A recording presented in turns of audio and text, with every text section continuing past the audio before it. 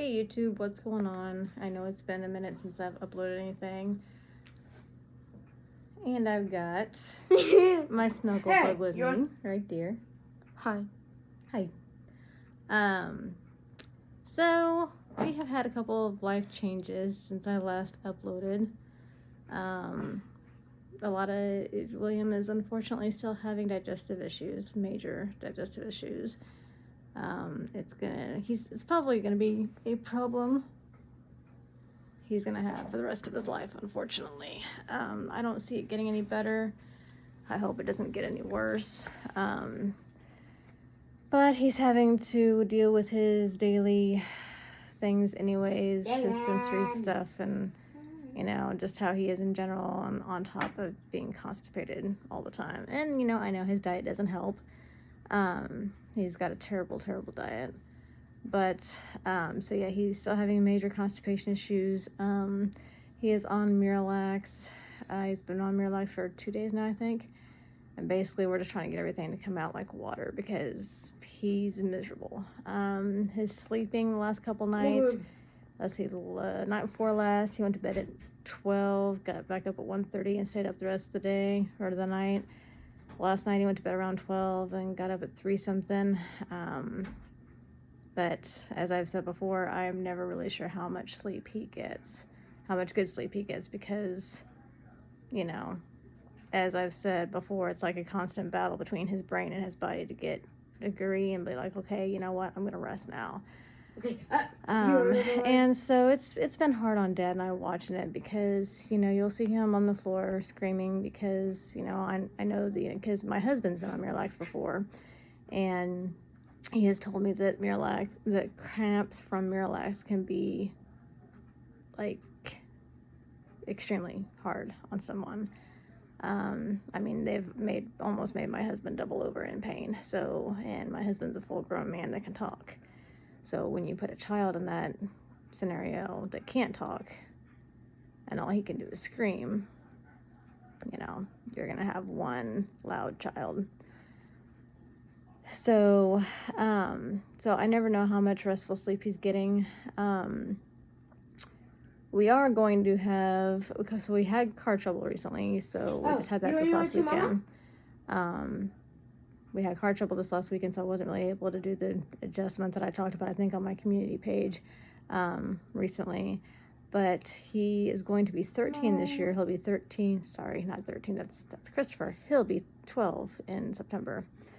But he is outgrowing his, spoiler, he's outgrowing his car seat. So I will be changing him from a seat to like this safety buckle thing that we've got that we found on Amazon.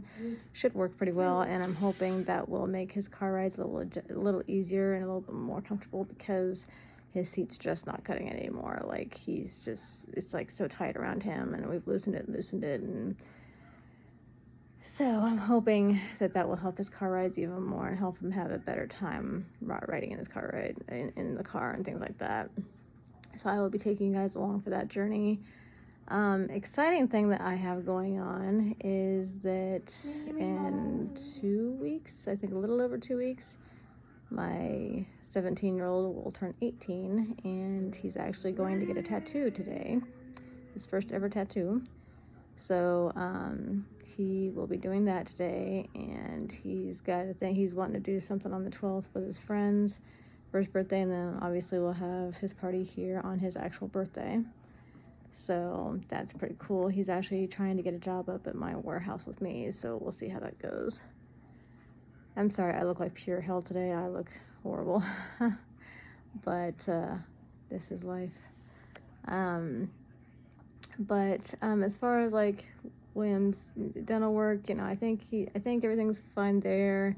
I think in one of the last videos I uploaded the fact that we thought maybe he was having like a cavity problem again with his teeth. I don't think he's having any teeth pain. I don't think. I could be wrong. I never know 100%, but gut instinct says I don't think he is. I think it's just all digestion things, like, you know, everything going on down south is just driving him up a wall. And I would show him on camera, but he is highly, highly, highly sensitive right now. Like the senses are just like crazy. So, I'm just basically having to watch him like a hawk. I can't let him out of my sight. You know, I'm just having to be ready and willing for anything and everything at all times of the day, which obviously is exhausting, but it is what it is. So, I'm trying to think of anything else we got going on.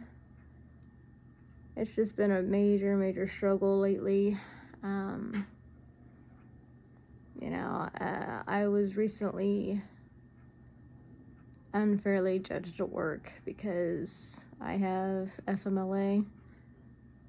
For those of you that don't know what that is, that stands for Family Medical Leave Act. I have that for William and his autism. And a lot of people at work don't know my situation, and it's none of their business to know my situation. But I was recently, in a rather humiliating way, called out for my accommodations at work. And it struck a big nerve with me, because it'd be one thing if it was just, you know, you're insulting me. That'd be one thing. But when you're insulting my kid and you're insulting my life, then that's a problem. So I went to HR about it, and I said, this is BS. I said, this lady doesn't know me. I said, she's never asked me personal questions. She doesn't even come to me and say, hey, you know what? I've noticed this, this, and this, or whatever. I have a problem with it, or I have issues with it. Let's talk about it with management. What's management present? She didn't do any of that. And keep in mind, I've been at this place for 2 years. And I said, and I gave her more credit than that. I respected her more than that, you know. And basically, to try to make a long story short, they said they would talk to her and they would get to the bottom of why she felt like she had to act like that at that moment, why she's never brought it to me in management, and that type of thing. I guess a lot of people had come to management about it, but my boss is the type of boss that doesn't like drama. And he's like, you know, I know your situation, I know what's going on, you know, and you're doing your job, so that's all we're going to worry about. I said, okay. I said, I know you well enough for that. I said, fair enough.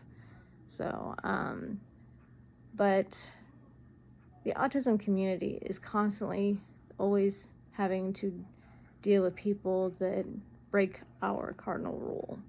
And that is, do not judge something you do not know about or that you do not understand.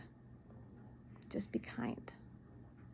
You know, a lot of people know at work that I have kids, that I have a husband, I have a family. You know, I don't get 8 hours of sleep at night. I'm not able to go home and chill. I come home, I immediately do whatever dishes that aren't already done, clean up the house, try to get dinner done, you know, the whole nighttime routine, clean the kitchen, all that stuff, before I even think about sitting down. Because if I sit down as soon as I get home, I mean, technically I could, but if I did, I would probably fall asleep, because that's how tired I am normally after I get out of work. But it just drives me nuts, because in general, you know, it's a non-autistic family, you know, anybody doesn't even have any disabilities, period. You know, you shouldn't judge someone you don't know. You know, you have a problem with them, you have an issue, you face them man to man, woman to woman, woman to man, whatever it is. Be like, hey, you know, I'm just curious. And at that point, if the person chooses not to tell you what's going on, that's okay. That's not a crime. You know, they say, you know, respectfully, I just have things going on, and, you know, management knows, and I've got my ass covered. That's all anybody needs to worry about. But yeah, it struck a nerve big time, because it's like, you don't know me, you've never cared to know me. You see, when I'm here, I bust my butt working for my family. You know I'm not a joke when I'm at work, or ever. I mean business. I'm here to do what we are paid to do. You know, or just in general, out shopping, people judge what they don't understand. Like, oh, that person's acting weird. Oh, that person sounds weird. Oh, that's just not the way I would do things. Who cares? Are they hurting anybody? Are they breaking the law? You know, they're not bothering you. They're not hurting anybody. So why be unfair to them because you don't understand their situation? Doesn't make sense. So on that note, I will end it here. This is actually the quietest William's been probably in 2 days. But want to say bye real quick? Hey, Mom. Want to say bye real quick? Yes? No? Maybe? Bye.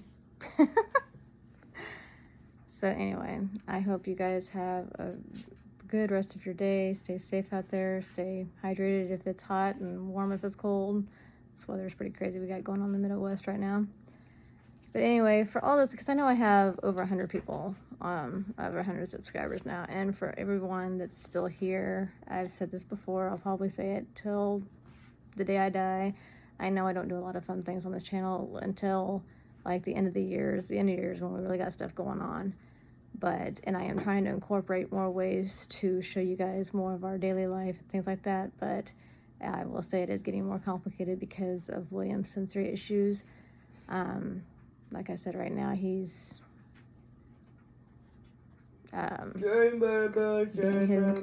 being himself. So I can't show him, but obviously you can hear him. But thank you from the bottom of my heart for still being subscribed. Like I said, I hope this channel continues to grow and autism awareness spreads like wildfire, because people need to know that, you know, life is different for everyone and it's not fair to judge what you don't understand.